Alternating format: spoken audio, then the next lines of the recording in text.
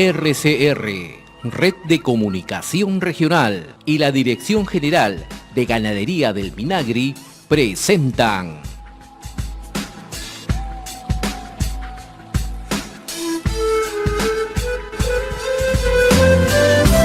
Ganadería y Desarrollo al Día.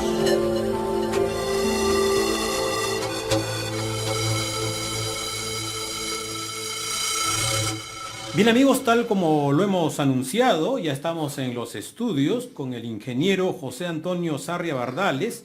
Él es profesor principal de la Facultad de Zootecnia de la Universidad Nacional Agraria La Molina y especialista en animales menores, cuyes, caprinos, conejos y animales de crianzas no tradicionales. Ingeniero, ¿cómo está? Muy buenos días. Bienvenidos a Ganadería y Desarrollo al Día.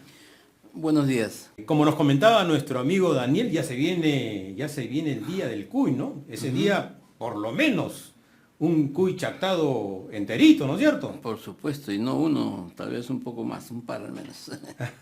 Lo hemos convocado ahora, mi querido ingeniero, para hablar un poco de las buenas prácticas pecuarias en la crianza de caprinos. Ya. Y vamos a empezar la entrevista, ingeniero, un poco hablando de la producción de caprinos. ¿Cuál es la situación de la producción de caprinos a nivel nacional? En el Perú, la producción de caprinos, como en muchos países en desarrollo, se encuentra estática, no desarrolla, se mantiene brindando los atributos de esta especie tan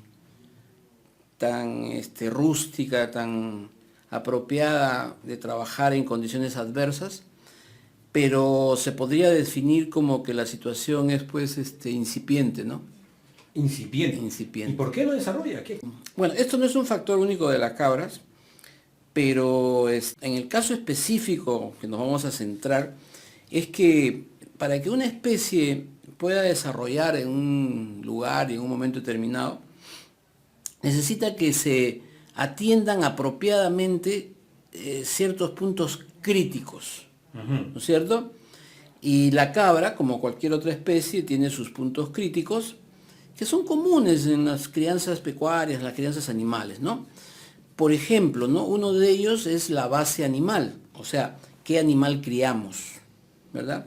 No todas las cabras son iguales. Otro de ellos es tamaño de la explotación.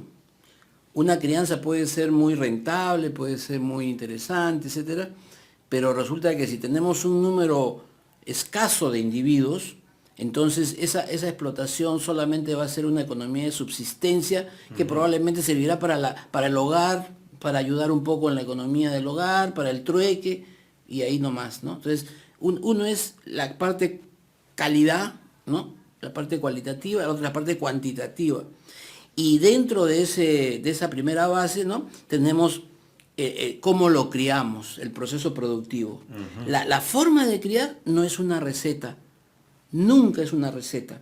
La gente a veces de manera muy inocente pregunta, ¿cómo se crían las cabras? ¿No?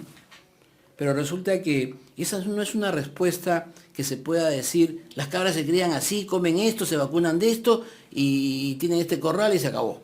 No, lo que es bueno para un lugar determinado y para un momento determinado, tal vez sea lo menos recomendable para otro lugar donde se crían caprinos, en otro momento o en otro tiempo, ¿no? Ajá. Entonces, la forma de criar vendría a completar este triángulo, ¿no? De qué animal tengo, cuántos animales tengo y cómo los crío.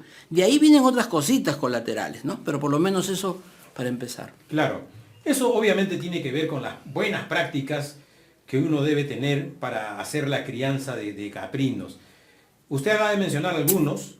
¿Qué más hay que hacer en este tipo de crianzas para que no solamente el productor se quede pues en una crianza de subsistencia, para que de repente los sábados o los fines de mes vaya y venda pues dos unidades, etcétera, etcétera? ¿Qué más tiene que hacer en el tema de las buenas prácticas en la crianza, para que finalmente este pequeño productor se convierta de repente en un mediano productor y ya venda más o menos en una pequeña escala, pero venda cantidad, no solamente 1, 2, de subsistencia.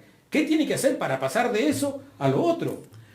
Bueno, indiscutiblemente la respuesta de fondo es saber criar, saber sobre este animal, saber sobre su proceso productivo, el conocimiento. Sin el conocimiento no va a ser eficiente, de ninguna manera. Y la eficiencia es la razón verdadera de su limitación, ¿no? La ineficiencia se da porque no conocemos, por ejemplo, qué raza podemos criar. No conocemos con cuántos animales podría ser económicamente atractivo o generarnos un determinado ingreso mensual. No conocemos cuáles son las alternativas de sistemas de explotación, si con el pasto, si con el heno, si damos concentrado, si no damos, si lo preñamos en tal época, si la estacionalidad nos está perjudicando, porque esta es una especie también estacional, quiere decir que no tiene celos todo el año, sino que concentra su actividad reproductiva en ciertas estaciones del año. Entonces, ¿qué ocurre en la vida práctica, en la vida real? Que cuando todos los cabreros tienen nacimientos, ¿no? Entonces hay bastante leche, entonces hay bastante queso, entonces hay bastantes cabritos y los precios de estos productos bajan por la gran cantidad acumulada de ese periodo. Luego viene otro periodo del año en donde no hay celos, no hay reproducción, al no haber pariciones, no hay producción de leche, no hay quesos, no hay cabritos, y entonces los pocos que nacen valen mucho, ¿no? Entonces la estacionalidad es un efecto que va a contribuir aún más a que la competencia se concentre y los malos rendimientos se agraven, ¿no? Porque un cabrito entero, un cabrito completo puede costar 20 soles en el campo, cuando en épocas en donde no hay nacimientos, ¿no es cierto?, 1 kilo puede costar 20 soles, ¿no? Y el cabrito tiene 4 o 5 kilos. Así es. Entonces las diferencias de haber producido en época estacional o haber inducido a que produzcan en época en que no hay celos, que se puede hacer en formas, con ciertas prácticas, ¿no? Como por ejemplo, que usted está mencionando, buenas prácticas es llevar a la cabra a que tenga sus hijos cuando la mayoría de caprinos no tienen partos. Entonces yo voy a producir carne, leche, cabritos cuando no hay y me voy a favorecer de un mejor precio. Así es. Ahora, usted está mencionando de que este salto que se tiene que dar entre el pequeño productor y el mediano productor puede ser debido a que de repente falta de conocimiento. La gente no conoce mucho cómo criar, son estacionales estas cosas, la gente no lo conoce, hay que hacer buenas prácticas. En ese sentido, ¿cómo está contribuyendo el sector? ¿Cómo está contribuyendo para que esta gente, digamos, conozca cómo hacer? Hay la asistencia de vida, ellos conocen, están haciendo trabajo de campo. ¿Cómo está la situación? Bueno, lamentablemente no existe una asistencia técnica programada, sostenida y repetida en el tiempo. Fíjese, la producción de alimentos, la producción de ganado, igual que la educación o igual que la salud, necesitan planes de largo plazo que exceden por demás gobiernos municipales, regionales, nacionales. Las políticas y los programas deben de ser de 15, 20, 30 años, porque si no, no funciona, ¿no? Para empezar. Entonces, cuando se instala en cualquier gobierno, lo que ocurre es que empiezan a hacer algún tipo de ayuda, algún tipo de fomento, ¿no? Pero que termina con ese gobierno, con ese ministro o con ese régimen de 5 años, de 3 años, de 2 años. Y entonces volvemos a cero y estamos en este carrusel de siempre comenzando, ¿no? Siempre comenzando. Eso no se lo permite la ganadería.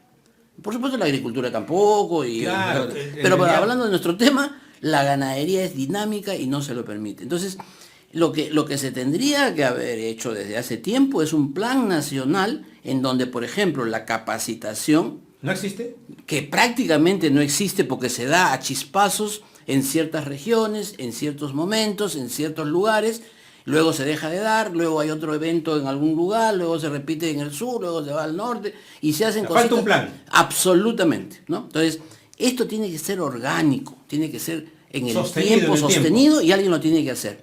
En años atrás existía en los órganos de gobierno unas siglas que eran PA, CIPA y NIPA, ¿no? La gente puede recordarlo, que así se llama. PA es promoción agraria, es extensión. ¿Ya? Resulta que con los diferentes tipos de política gubernamental, esta parte prácticamente se ha eliminado. Ahora tenemos INIAS como Instituto de Investigación, como Instituto de Innovación Agraria, ¿no? Pero la parte de promoción agraria no está en la cancha de nadie como responsabilidad principal. Eso, por ejemplo, es una cosa muy grave.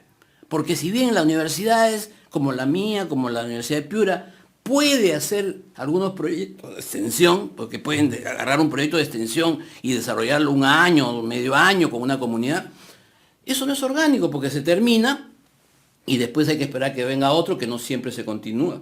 Entonces, se está haciendo por ONGs, también hay ONGs que pueden agarrar un proyecto de inseminación o de lo que sea, pero otra vez se descontinúa, ¿no? Claro, las ONGs lamentablemente a veces suplen al Estado. Así es. Suplen al gobierno. Y eso pasa años por años, y no solamente en el sector, digamos, pecuario, en varios sectores. Hoy, por ejemplo, vemos los resultados que en la minería, porque hay ONG que trabajan de años y años. Pero volvamos a nuestro tema. Si algún consejo le tenemos que dar en estas buenas prácticas, digamos, ¿qué características, por ejemplo, debería tener las instalaciones que nosotros construimos para criar al ganado caprino? Bueno, para esto habría que empezar recordando de que a la cabra se le puede criar en forma intensiva, en donde el animal, toda su vida está dentro de corrales, las madres, los cabritos, los machos, es un establo, ¿no? Estabulado, o puede ser criado en forma extensiva, ¿no es cierto?, en las quebradas o en la costa norte, están caminando ¿no? O sea, están libres, o también hay sistemas intermedios, ¿no?, que están parte del tiempo estabulados, del día o de las estaciones del año, y parte libres. Entonces, las instalaciones son mucho más importantes cuando la crianza es estabulada. ¿Y cuando la crianza es estabulada? Cuando se produce leche, que dicho sea de paso es el producto más importante de la cabra en cuanto a posibilidades de rendimiento económico, ¿no? Entonces, la cabra no puede estar caminando grandes cantidades de kilómetros si es que su objetivo es producir leche, porque mucha energía, muchos nutrientes va a desgastar en estos trayectos, ¿no es cierto? Claro. Bien, entonces, esto en instalaciones sería toda su vida permanecer dentro de instalaciones. Pero en las crianzas aún extensivas o semi-extensivas, como hay en Piura o en las quebradas de sierra, hay una práctica que no se realiza mucho. Se mantiene al macho caminando con las hembras. El macho debería estar en instalaciones perennes y fijas en la casa del cabrero, del ganadero. No debería caminar con la cabra, porque simplemente va a producir esta tendencia a concentrar partos que ya hablamos y a que todos los productos se concentren en estaciones del año y en otras épocas no haya productos. De manera de que difícilmente vemos que un cabrero mantenga un corral con su macho o con sus dos machos, ¿no?, y que lleve a las cabras a hacer reproducción. Y esto les haría bastante bien porque producirían leche, producirían quesos, producirían carne cuando no hay en el mercado y estarían beneficiados con mejores precios. Esa es una pequeña práctica de buenas costumbres que no quita mucho, porque un corral para un macho no quita mucho. Así es. Ahora, hablando un poco de esto que acaba de decir usted, que no es muy recomendable llevar a las cabras largo trecho para que vayan a comer de repente a la loma, de repente al sitio abierto, porque pierden mucha energía y con ello, obviamente la leche tampoco ya no es muy nutritiva, digamos. Entonces eso obliga a que el cabrero tenga su cabra en un establecimiento hecho con las buenas prácticas, y eso nos lleva a preguntar también cuáles deben ser las características de ese alimento que tiene que darle usted a la cabra. Tiene que haber mucha agua. ¿Cuáles son esas características? Cuéntenos, por favor, claro, del alimento, del agua que tienen que tener cuando, bueno, la cabra está en su sitio, en su lugar hecho precisamente para eso, ¿no? A ver, la cabra, dependiendo de su genética, de su calidad genética, va a tender a producir leche o simplemente va a producir leche con las justas para el cabrito que alumbró, que parió. Entonces, cuando la raza de la cabra produce suficiente leche para el cabrito y todavía da de más, la alimentación es sumamente importante. Porque la cabra, el único sitio que va a sacar nutrientes para producir leche es de los alimentos. Pero no cualquier cabra. O sea, una cabra de mala calidad genética, aunque usted le dé los mejores alimentos, le dé churrasco, papa frita, champiñones, no va a producir leche. Porque su techo genético es bajo.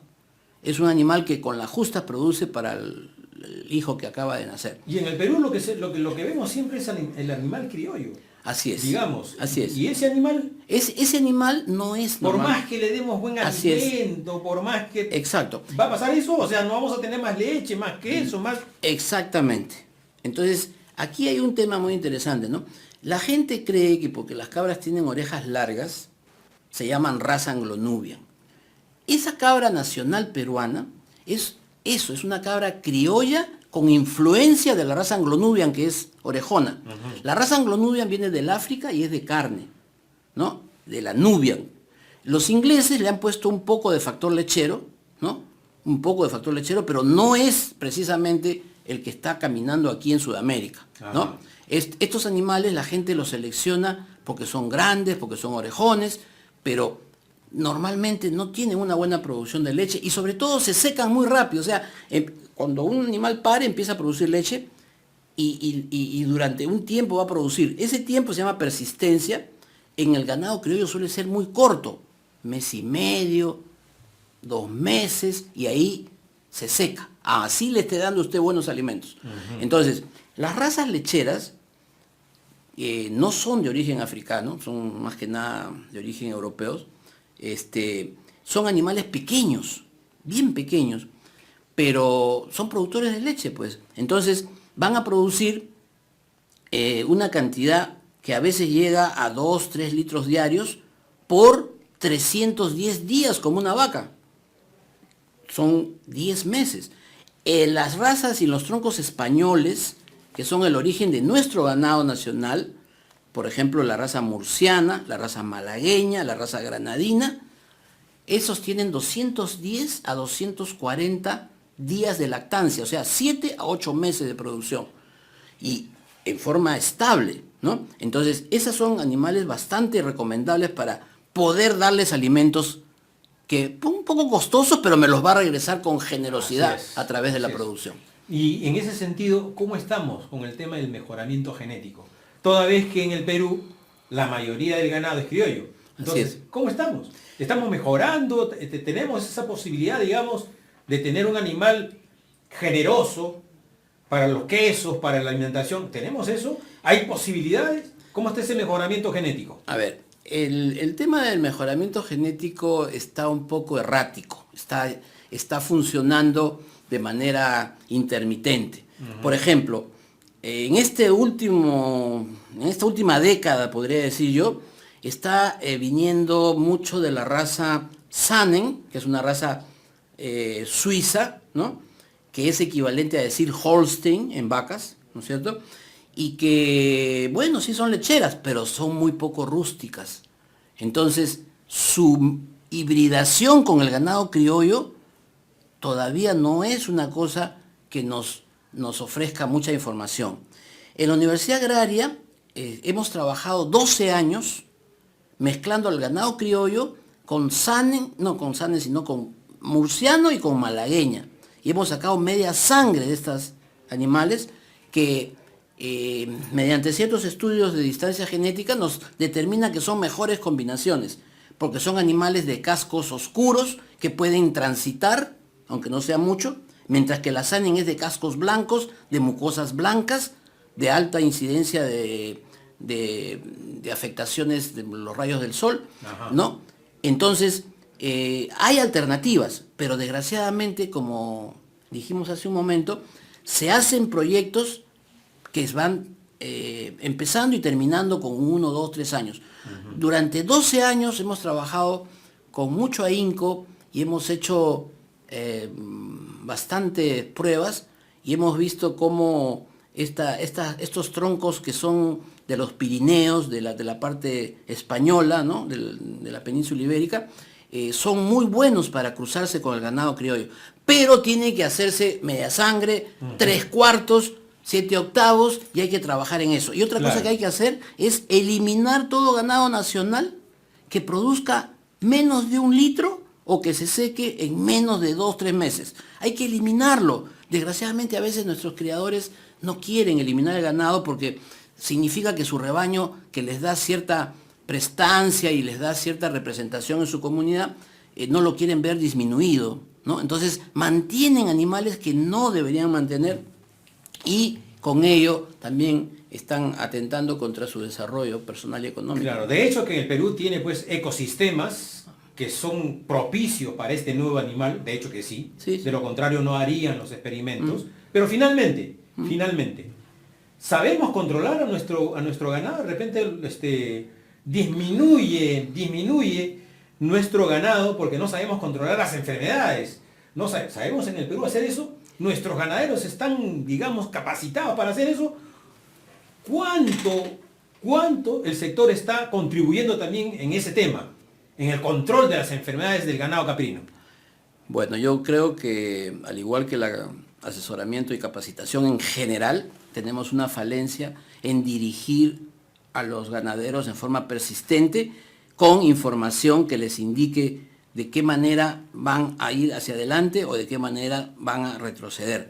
Ahora, en este instante, no hay una guía, no hay una locomotora, no hay un motor, un ente rector, un programa, como se hizo hace 60 años en España, en donde se analizó a todos los cabreros, que eran como los nuestros, igualitos, no eran doctores ni habían estudiado nada. Y se les dijo, señores, si ustedes tienen menos de 200 cabras que produzcan menos de 1.2 litros, ustedes no van a caminar hacia adelante.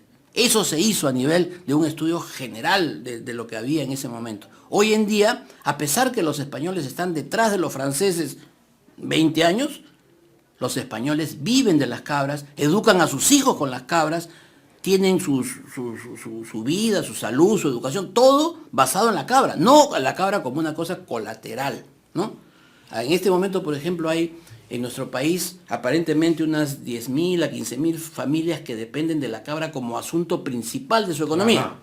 Pero como asunto secundario, complementario, más de 200.000 familias, que si multiplicamos por 4 o 5 miembros, estamos hablando de un buen número de peruanos. Así es. Entonces hay un importante trabajo que hacer. Por supuesto. Desde el sector para apoyar a estas familias, 200.000 familias es bastante. Así es. Entonces hay que trabajar mucho. Ingeniero, le agradezco por esta entrevista. Qué ocurrencia. Esto es un tema que, digamos, da para más por las cosas que hemos conversado. Muchas gracias, muy buenos días.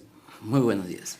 Bien amigos, hemos estado con el ingeniero José Antonio Sarria Bardales, profesor principal de la Facultad de Zootecnia de la Universidad Nacional Agraria La Molina, especialista obviamente en ganados menores, en animales menores, cuyes, caprinos, conejos y animales de crianzas no tradicionales. Hemos hablado, ya saben, buenas prácticas pecuarias en la crianza de caprinos.